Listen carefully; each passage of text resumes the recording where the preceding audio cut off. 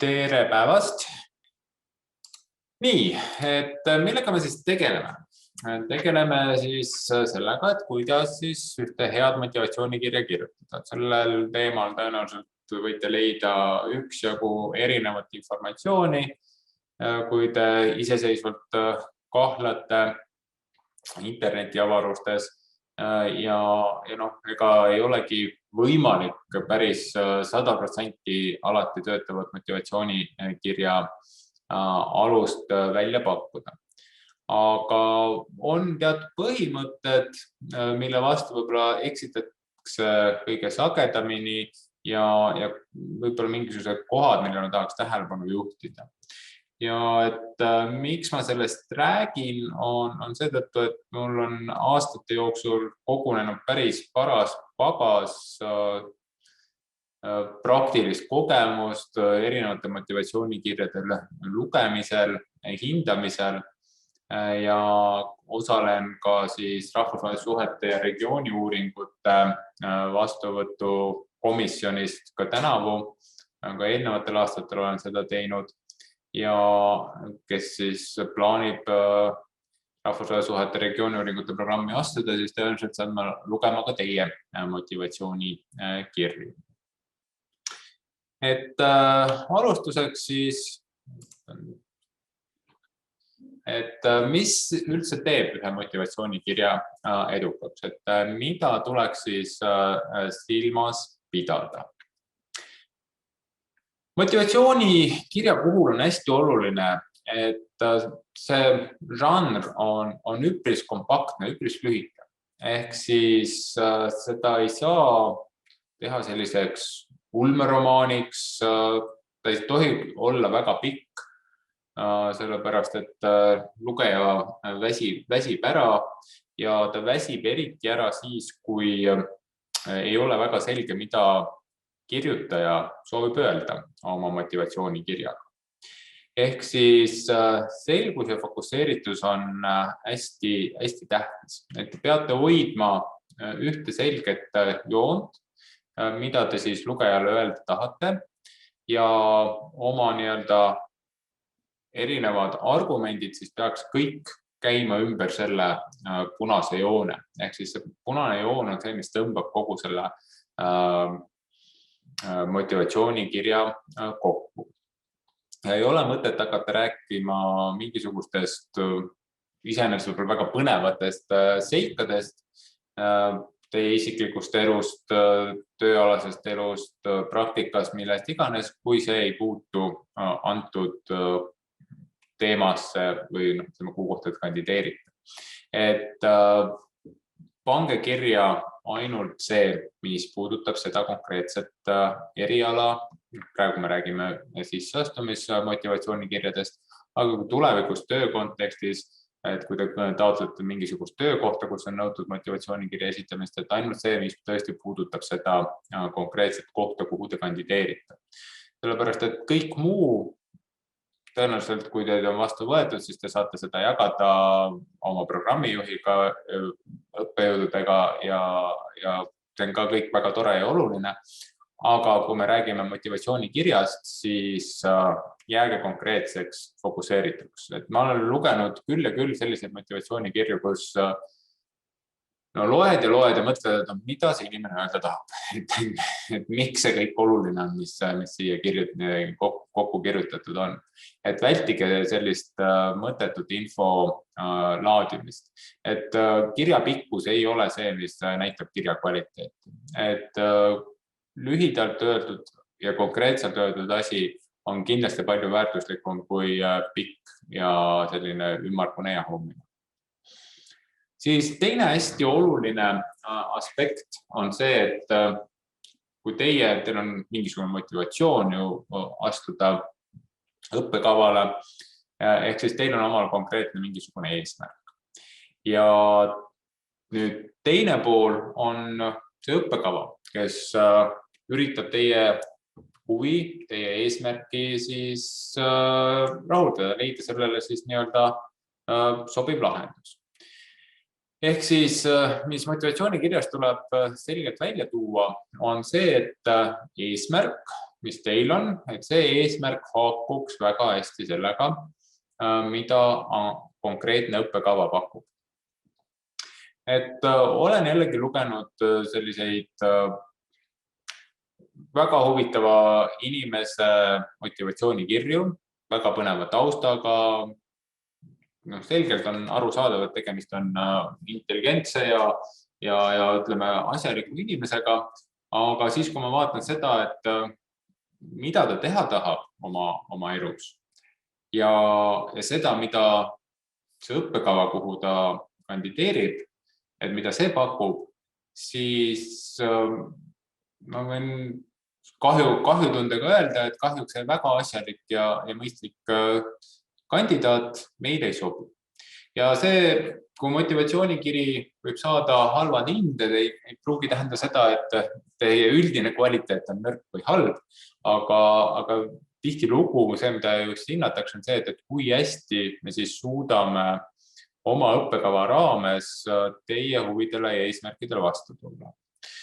Et ei ole ju mõtet võtta vastu inimest, kellel on hoopis teistsugused eesmärgid, mida õppekava pakub ja tulemuseks, kes siis õppima asub, ei ole ise rahul sellega, sellepärast et tema ootused olid hoopis teistsugused ja ka see omakorda nõrgestab kogu seda õpiprotsessi, teisi õppijaid häirib, kui keegi on kogu aeg rahulolematu ja pahur.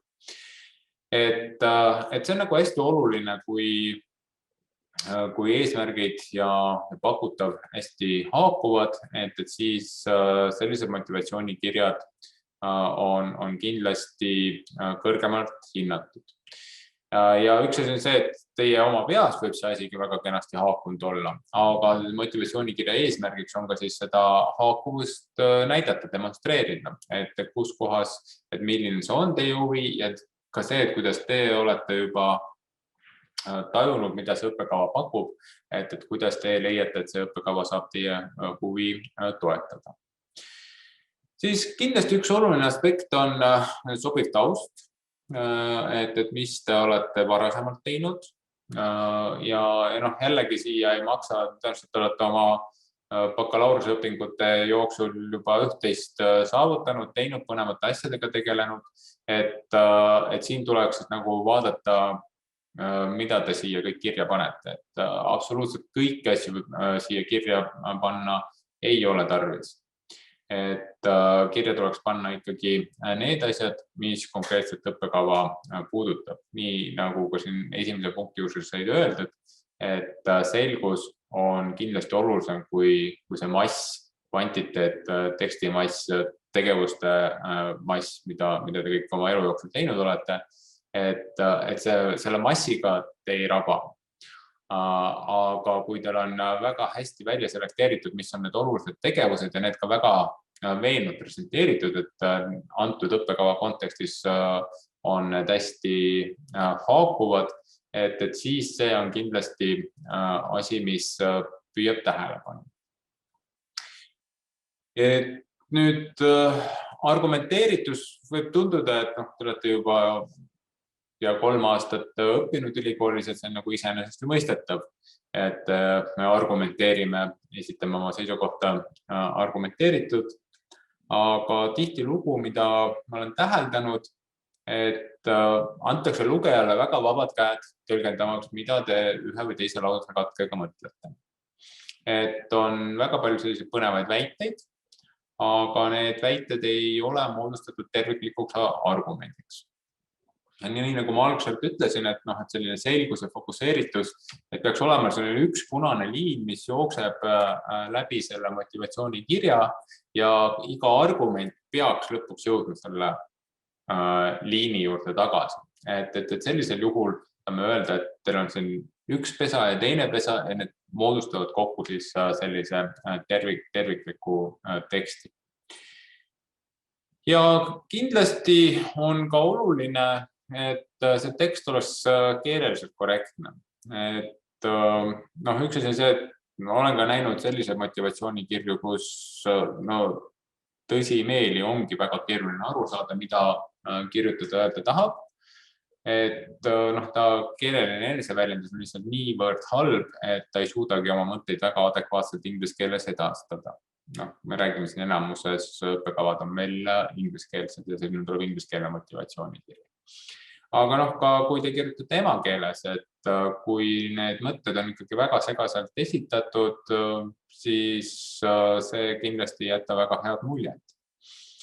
Ja loomulikult ka see aspekt, et kui kiri ei ole väga korrektselt vormistatud ja see keeleline pool, kuigi me ei ole siin filoloogia õppekavad, et me kangesti tahaksime siin hinnata filoloogilisi oskusi, aga see lihtsalt jätab teist halva ja räpaka mulje, kui tekst ei ole hästi viimistletud. Et seetõttu selline viimase õhtu, viimase minuti teksti koostamine, kus ma mingisugusel hetkel lihtsalt viskan mingisuguse asja valmis. Ma arvan, et te olete kõik juba piisavalt palju teksti pidanud ülikoolis kirjutama, et kindlasti seda suudate ka komponeerida midagi 15-20 minutiga motivatsioonikirja laadset asja, aga ta ei ole kindlasti korrektselt viimistletud.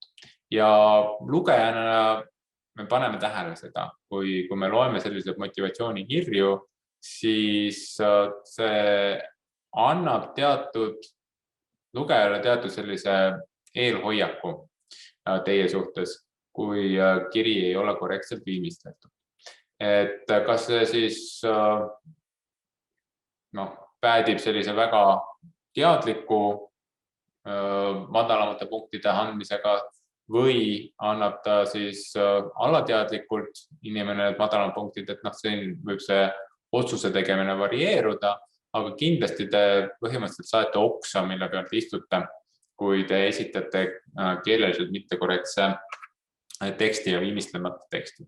Et seetõttu pöörake ka sellele mitte ainult sisule, vaid ka sellisele korrektsele vormile tähelepanu. Nüüd paar konkreetsemat soovitust selle motivatsioonikirja kirjutamiseks. Siin juba eelmine punkt tõi välja, et ei ole mõtet 15-20 minutiga seda kirja kokku visata, vaid planeerige ka päris korralikult aega selle kirja koostamiseks. Tänasel päeval meil on 15.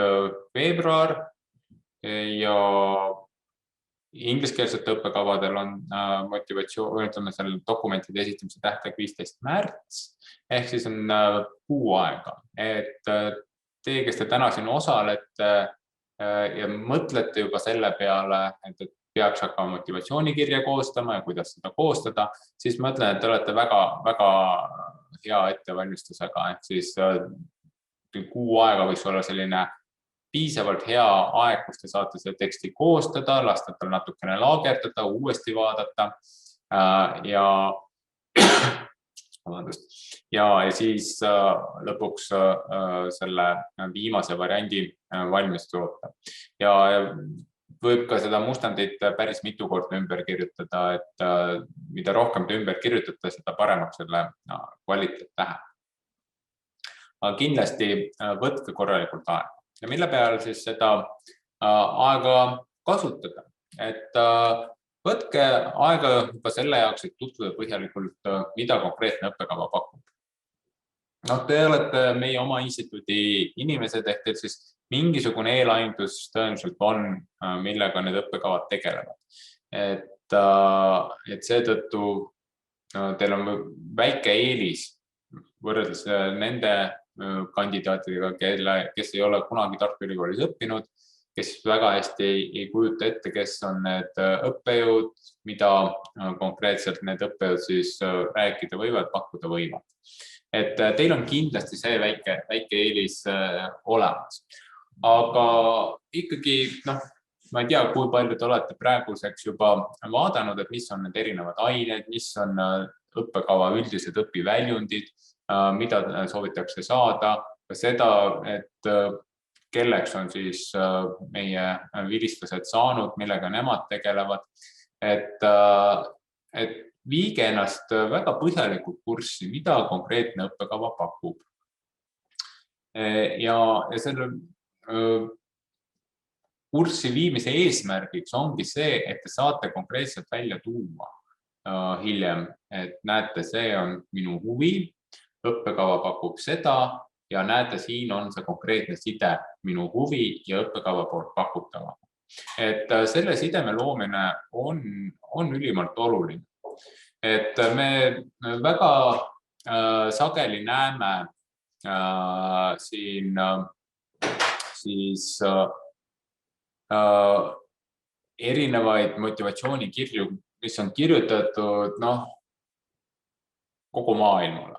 Ehk on sellised sarikandideerijad, kes kirjutavad motivatsioonikirju, vahetavad selle ainult ülikooli nime ära, mõnikord juhtub ka see, et esimeses lõigus on ülikooli nime ja õppekava nimi ära vahetatud ja järgmises lõigus on tegelikult see teine ülikool või õppekava, kuhu kohta see sama motivatsioonikiri on esitatud, et mis on sellised hästi üldised, mitte midagi ütlevad ja tegelikult näha on, et inimene ei ole ennast kurssi viinud. Et kunagi, kui ma olin Läänemere regiooni uuringute õppekava programmi juht, kui meil oli selline õppekava instituudis, siis mingid tudengid olid täheldanud, et Läänemeri, selge, see tegeleb mingisuguse merendusega, aga mina tahaks uurida veenduse temaatikat Tuneesias. Et väga selgelt näitab, et tudeng, kes tahab mingisugune veepoliitikat või veenduse veeinfrastruktuuri temaatikat Tuneesias õppida, ei sobi Läänemere regiooni uuringute õppekavasse. Sest ei ole seal veendusest ega veeinfrastruktuurist ja Tuneesiast rääkimata ei ole seal midagi kirjas. Et kindlasti pöörake tähelepanu sellele, mida õppekava pakub. Ja ma olen isegi mõnikord soovitanud, et tooge väga konkreetselt välja, et kas mingisugune spetsialiseerumismoodul või mingisugused konkreetsed kursused, kus te näete, et teil on selline väga tugev, selge eesmärki toetav moment selles õppekavas olemas. Et mida rohkem te näitate, et te olete õppekava kursis, seda tugevamaks see motivatsioonikiri hindajate silmis läheb. Et selline üldsõnalisus tegelikult siin teile kasuks ei tule. Siis teine pool, mida te teha saate, on see, et ennem kui te hakkate selle kirja koostama, et peaks tegema oma peas ka sellise mõttetalgud.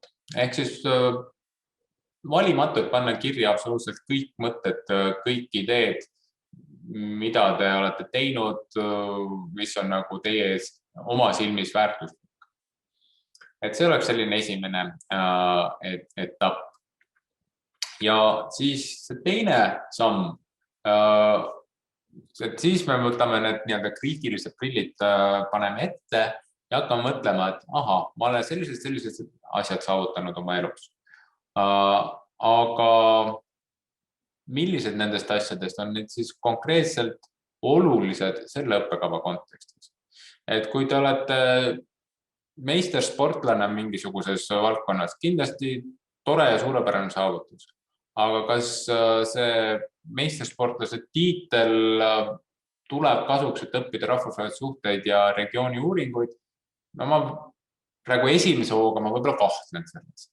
Kui te suudate muidugi väga veenvalt seda sidet näidata oma motivatsioonikirjas, siis jah, palun, võite selle ka sinna panna. Aga kindlasti tasuks rohkem pöörata tähelepanu nendele oskustele, saavutustele, mis toetavad siis konkreetses õppekavas õppimist. Siis järgmine aspekt on see, et tuleb mõelda, mis on siin teeb unikaalseks. Et meil on siin rahvusvaheliste õppekavas on ikka alati üle 100 taotluse, 100-150 taotlust, mida lugeda ja hinnata. Teises selles poliitika ja valitsemise õppekavas on kuskil umbes 100 taotlust. Et noh, see on üpris suur hulk inimesi, kes meie silmade alt läbi käivad või kelle kirjad meie silmade alt läbi käivad. Ja nüüd mõelda, et mis on see sinu spetsiifiline, eriline aspekt, kuidas sina eristud teistest. Et ega siin ei olegi väga head vanemat. Et siin te peate nagu mõtlema, et mis võiks teie arvates see tore aspekt olla. Ja paratamatult siin hakkab mängima ka hindajate subjektiivsus. Et mis teemad kõnetavad hindajat ja kuidas talle tundub. Et võib-olla natuke paari sõnaga räägin siin lahti, kuidas see hindamisprotsess toimub. Et esimese hooga loevad komisjoni liikmed need kirjad individuaalselt läbi ja annavad oma hinnangu nendele kirjadele. Ja siis kõrvutatakse neid tulemused ja siis hakatakse vaatama, et kus kohas on võib-olla sellised suuremad lahkhelid. Ja eelkõige võib-olla kollektiivselt arutatakse läbi sellised erisused, et kui on nagu komisjoni liikmetel suhteliselt sarnane arusaam kirja osas, kandidaadi osas, et siis nende baasilt tõenäoliselt suurt arutelu ei kerki, aga just need arutelud kerkivad siis nende puhul ka just kus keegi on väga kõrgelt hinnanud ja keegi väga madalalt, et siis põhjendatakse oma seisukohti ja siis tõenäoliselt lõpuks korrigeeritakse need tulemused kuhugi sinna kas siis kõrgema poole või madala poole, et kumb seisukoht jääb domineerima või siis tuleb sinna kuhugi keskpärandale kokku. Aga just see, et unikaalsus, millega te jääte sellele lugejale silma. Ja võibki olla, et muidu olete väga tubli, aga et sellist erilist aspekti sinna kirja ei ole pandud ja siis ta on selliste tubli 20, tubli 30 hulgas olev kiri, mis iseenesest vastuvõtu otsust tõenäoliselt tähendab, aga võib ilma jääda siis sellest tasuta õppekohast. Et need on nagu need kategooriad, millest siin rääkida. Et jah, et mul väga head valemit ei ole teile öelda, mis on see unikaalsus. See võib olla mingi väga spetsiifiline huvi, võib olla see unikaalsus. See võib olla mingisugune erialane tegevus, millega te olete tegelenud, millega olete silma paistnud. Osaleme mingisuguses organisatsioonis, mingisuguses pikemas ajalises protsessis ja ütleme ka magistri õppekavade puhul võib olla ka see, et selline osalemine kuskil teaduskonverentsidel ehk siis kui teil on nagu või ka olete publitseerinud mingisuguse artikli juba tippteaduse ajakirjades ma ei eeldagi keegi, et oleks publitseerinud midagi. Aga et võib-olla mingis kohas olete kirjutanud, ehk siis see näitab sellist teatud sügavamat huvi. Et need on sellised asjad, mis kandidaati unikaalseks tavaliselt võiks teha. Aga eks te tunnete ennast kõige paremini, et mis võiks olla see teie unikaalne aspekt. Ja tihtilugu ma olen täheldanud seda, et Eesti tudengid kuidagi on tagasihoidlikumad ja ei puhu sääsest elevanti. Et mõningate kultuuride puhul on see, et väga väikest asja kirjutatakse väga suureks ja võimsaks ja siis võib jääda, et selline mulje esimese hooga, et see on mingisugune väga võimekas kandidaat, aga lihtsalt ta on lihtsalt väga võimekalt need asja kirja pannud. Et jällegi pika kogemusega te hakkad juba neid asju märkama, aga ütleme, see on üks koht, mis, et võib-olla Eesti kandidaatidel ma julgustan ennast natukene rohkem kiitma, kui võib-olla meie tavaline kultuuriraamistik seda ette näeks. Et lihtsalt arvestada, et te kandideerite, kui te ingliskeelsete õppekavadele kandideerite, siis te kandideerite koos välistudengitega, kus siis võib-olla mõni kultuuriruum on harjunud ennast väga-väga kiitma. Et te peate nende kirjade silmas siis hulgas ka silma paistma. Ja on ka selliseid näiteid unikaalsusest on see, et ma olen lugenud ka tulevase Ukraina presidendi motivatsioonikirja, et selline väga ambitsioonikas, enesekindel, kus tudeng kirjutab, et tema saab tulevaseks Ukraina presidendiks. Et ütleme niimoodi, et kindlasti mitu aastat tagasi see kiri on siiamaani meeles, et meeldib, mulle lugejana jäi, aga ütleme võib-olla mitte kõige paremas valguses, et nagu liiga palju üle sellised ambitsioone võib-olla ka ei ole, mõtlen, võiks ikkagi nagu realistlikus plaanis neid ambitsioone mõelda. Kindlasti selge struktuur, et on aru saada, kus kohas kiri algab, kus algab mõte, kus kohas mõte lõpeb, kus argument algab, kus argument lõpeb, kuidas need asjad omavahel seotud on. Mitte niimoodi, et mul on siin 10 mõtet, tuli üks mõte, siis ma panen teise mõtte ja siis ma räägin, mul oli tegelikult esimese mõtte juurde tahtsin veel seda öelda ja siis, võtta tegelikult see on hästi põnev asi ja siis ma räägin sellest ka. Et sellised motivatsioonikirjad on kindlasti väga halvad, kus mõte hüppab ühelt poolt teisele poole ja tegelikult ei vii mitte kuhugi. Et jällegi, kui te võtate piisavalt aega, te kaalute sügavalt läbi, mida te sinna kirja panete, siis te teete mustandi kõigepealt kavandi sellest, mida te kirjutama hakkate, panete võib-olla märksõnadega need asjad sinna paberi peale kirja, siis vaatate, kuidas need omavahel haakuvad ja siis sealt tekib selline terviklik pilt ja siis te hakkate lahti kirjutama ja siis võib-olla lahti kirjutamise ajal siis te näete, et see asi on sellega seotud, et võib-olla seda on mõistlikum hoopis siia allapoole paigutada või hoopis ettepoole tõsta. Aga et see struktuur peaks olema nagu väga selgelt läbi mõeldud. Kindlasti tuleb näidata, et õppekava sisuga kursis, ehk siis kui te olete põhjalikult tutvunud, siis tõenäoliselt ei ole see väga keeruline näidata, et õppekava kursis ja lisaks sellele, et see ka haakub väga hästi teie eesmärkidega. Ja mõelge, mis võiks olla see tulevikuperspektiiv, et nendes motivatsioonikirja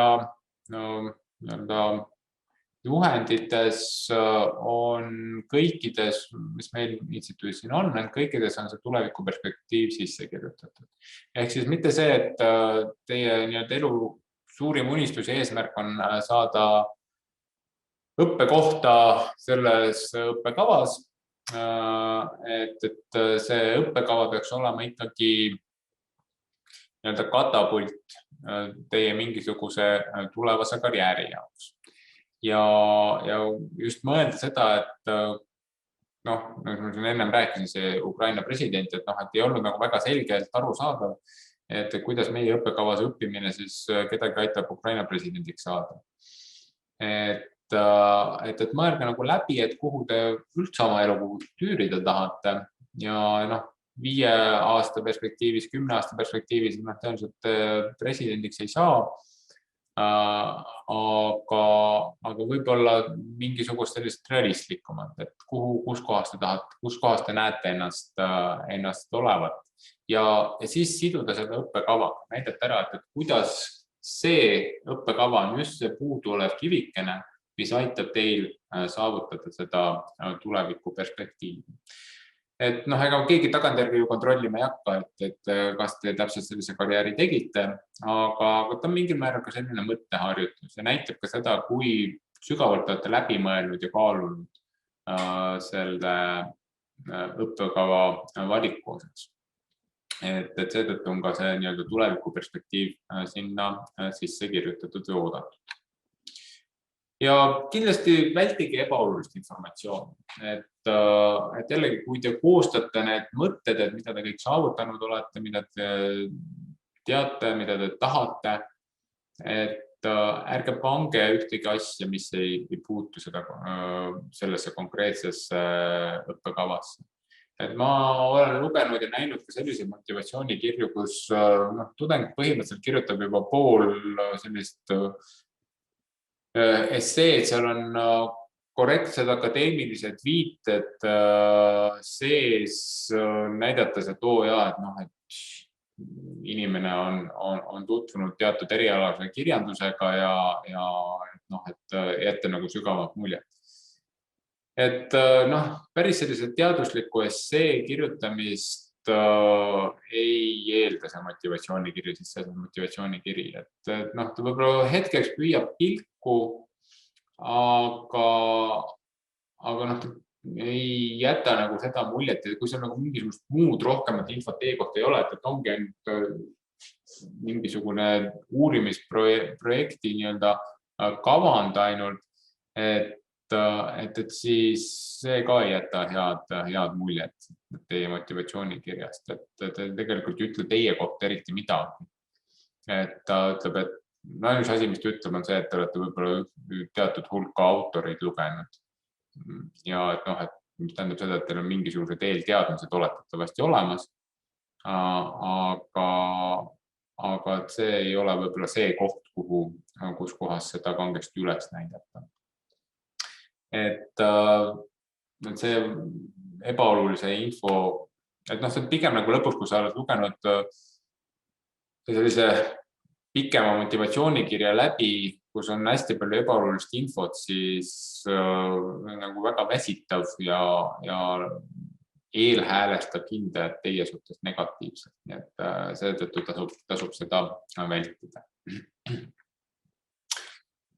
Ja üks väga oluline punkt, mis tundub iseenesest väga mõistetav, et mis mõttes, et loomulikult ma vaatan kõiki neid nõudes esitatud küsimusi ja vastan neile selle motivatsioonikirja käigus. Aga see on tegelikult üks enim eksitud aspekte motivatsioonikirjade puhul, mida ma lugenud olen. Et kui ei ole korralikult aega olnud, ei ole korralikult läbi mõeldud, et siis ununeb mõni nendest küsimustest ära, mis nendes juhendites kirjas on. Ja see automaatselt annab sellise negatiivse eelhäälestuse. Lisaks sellele hindamiskriteeriumid on ju loomulikult seotud nende küsimustega. Ehk siis, kui mingisugused küsimused on vastamata, siis mina hindajana ma isegi ei saa panna teatud kriteeriumi eest punkte. Ja siis ongi see, et automaatselt kiidite ära mingisuguse hulga punkte teistele kandidaatidele. Ehk siis teie kiri saab vähem punkte, sellega on asjad teie jaoks nagu kehvemas seisus. Ehk siis kindlasti pöörake tähelepanu, mida teilt küsitakse. Kõik meie motivatsioonikirja juhendites on konkreetsed küsimused. Mõnikord on nad sõnastatud selliste võib-olla et räägi sellest, räägi teisest, räägi kolmandast. Teie õnneks on meie motivatsioonikirjades väga konkreetsed küsimused, mida on küsitud, et vaadake, kui te selle kirja läbi loete, et kõik need küsimused on saanud vastused. Te ei pea järgima seda struktuuri, seda järjekorda, mis on antud siis seal juhendis. Kui nad järgivad, on võib-olla isegi mugavam, ka võib-olla hindajale teil linnuke siia, aga kui ta ei ole loogiline, kui see kiri ei tule loogiline sedasi vastates igale küsimusele, siis kindlasti ärge järgige nagu nende küsimuste struktuuri. Ja ärge tehke seda intervjuuna, kirjaliku intervjuuna. Ehk siis teil on need küsimused, siis te panete selle küsimuse, kirjutate oma vastuse, panete teise küsimuse, kirjutate vastuse. Et see motivatsioonikiri peab olema ühtne terviklik tekst. Aga need küsimused peavad kogu aeg olema mõttes, millele te vastate. Ja et siis ta tuleb selline hea ja terviklik ja eesmärgistatud tekst. Ja viimane aspekt siis keeleline korrektsus, sellest juba sai räägitud, et see on ka oluline element, kuigi me ei ole siin filoloogid. Paari sõnaga ka soovituslikust struktuurist, ehk siis mis kujul võiks seda üles ehitada. Ma ei ütle, et see on nüüd struktuur, mida kindlasti ja absoluutselt ja alati tuleb ainult jälgida, aga see on selline võib-olla üldine struktuur, mida võib meeles pidada, aga kuna teie olete kirja autor, teie olete teksti looja, siis valikuliselt mis tundub teile nagu mõistlikum, võite seda struktuuri ümber mängida. Et alustuseks, kui ma loen kirja, siis ma tahaks teada, et miks sa üldse oled huvitatud sellest õppekavast. Ehk siis huvi määratlemine ja jällegi mina soovitan alustada võib-olla sellest personaalsemast, isiklikumast ja siis minna sellisele laiemasse üldisemasse ühiskondlikku konteksti. Aga samas mõnikord on mingisugune üldisem ühiskondlik probleem ja sealt siis te kitsendate selle nii-öelda oma konkreetseks huviks. Et see võib nagu mõlemad pidi olla, et siin mul ei ole sellist väga tugevat soovitust, et tuleb ainult ühtepidi teha. Siis oma tausta tutvustamine, loote siis selle sideme õppekava, kus te näitate, kuidas see, mis te teinud olete, sobib väga hästi sellesse õppekavasse. Kuidas see oluline on, mis te olete teinud. Ja siis see huvi, mis teil on, et kuidas see õppekava siis teie huviga seostub. Ja tuleviku dimensioon, see võib olla siin välja toodud, aga see võib tulla ka siis ka natukene hiljem, et kus te tahate olla näiteks 50 aasta pärast. Ja ütleme see tausta kirjeldamine, tulevikuvisioon, konkreetne väga spetsiifiline huvi, see on see koht, kus peaks siis nagu välja tooma, et miks teie olete erilisem kandidaat. Kindlasti ärge sõnastage seda asja niimoodi, et ma olen nüüd kõige erilisem kandidaat selle pärast. Et see peaks tulema nagu natukene peenemalt sõnastatuna. Aga mõelge, et mis on see teie unikaalne eripära, teie nii-öelda supervõime, teisisõnu, mis teie kandidatuuri eristab siis teistest. Et see on selline moment. Ja siis, mis on nagu konkreetne akadeemilisem huvi siin õppekava kontekstis, et mis on küsimus, mõne pärast näitan, et mis on siis võib-olla sellised laiemad huvid, millised kursused teid huvitavad, et siin on rahvussuhete regiooniuuringute puhul on need spetsialiseerimismoodulid, et võib-olla millised spetsialiseerimismoodulid huvi pakuvad. Aga kindlasti on küsitud, et mis teemal te oma lõputööd tahate teha. Jällegi, see ei ole selline siduv asi, et kui te nüüd siin kirja panete, et siis te peate oma selle kavandi kirjutama teisel aastal sel teemal ja siis te peate lõputöö sel teemal kirjutama. Aga ta annab mingisuguse aimduse, mis teemadest huvitatud olete. Lisaks sellele ta annab ka, et kui hästi te oskate sõnastada oma lõputöö teema. Et ma olen näinud, kus neid lõputöö teemas, et tahan uurida, ma ei tea, Venemaa poliitikat Lähis-Idas, punkt. Ongi kõik, mitte rohkem midagi. Et see kindlasti ei ole selline väga tugev lõputöö teema esitamine. Aga kui te võib-olla toote välja mingisuguse potentsiaalse uurimisprobleemi, detailsemalt uurimisküsimused, et see on ka nagu see koht, kus komisjon saab hinnata, kui hästi te olete suutelised sõnastama uurimistöö teemasid. Ja see on nagu üks aspekt, mida me kindlasti võtame arvesse hindamisel. Et kui see uurimistöö teema on nagu hästi sõnastatud, nagu ma ütlesin, Venemaa poliitika Lähis-Idas, et siis selle eest väga kõrge punkti ei saa. Aga samas see on lõputöö teema on üks hindamiskriteerium, mida võetakse arvesse hindamiskriteeriumina. et see on nagu see moment, mida kindlasti, millele tasub aega pühendada. Et kuidas te seda teete. Ja siis kokkuvõttes siis rõhutage veel korra üle, et kui te olete eelnevalt oluliselt asjadest rääkinud, et siis nagu seal on jällegi see koht, kus seda unikaalsuse aspekti saate rõhutada, et lugeja, see on see viimane mõte, mida lugeja teie kirjast kaasa võtab. Et kindlasti me ei ole aega, arvestades seda kirjade hulka, mida me lugema peame, ei ole aega neid kirju nagu korduvalt läbi lugeda. Et kui midagi nagu jäi segaseks, midagi, ütleme, see põhisõnum ei tulnud välja, fookus oli paigast ära, et siis see paratamatult lihtsalt päädib sellega, et te saategi väga madalad punktid selle motivatsioonikirja eest ja sellega see teie kandidatuur on lõppenud. Et seetõttu ärge endale seda oksa saagige, mille peal te seistute. Nii, et see on siis nii-öelda struktuuri kohta. Nüüd siis paari sõnaga ka nendest tingimustest, või need küsimused, mida tahetakse teada. Et võib-olla Euroopa õpingud, see on see eestikeelne õppekava, et siin on selle motivatsioonikiri võib-olla erineb kõige rohkem teistest.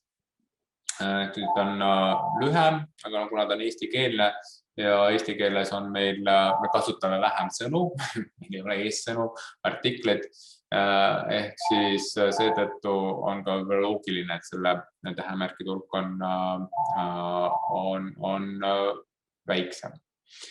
Et mida siin siis tahetakse, on see, et on Euroopa õpingute põhjused, miks te tulete ja kuna selles õppekavas on ka üksjagu inimesi, kellel on võib-olla varasemalt mingisugune töökogemus olemas, et siis tahetakse võib-olla seda ka näha. Argumenteeritus ja ka kindlasti see sama tuleviku perspektiiv. Ja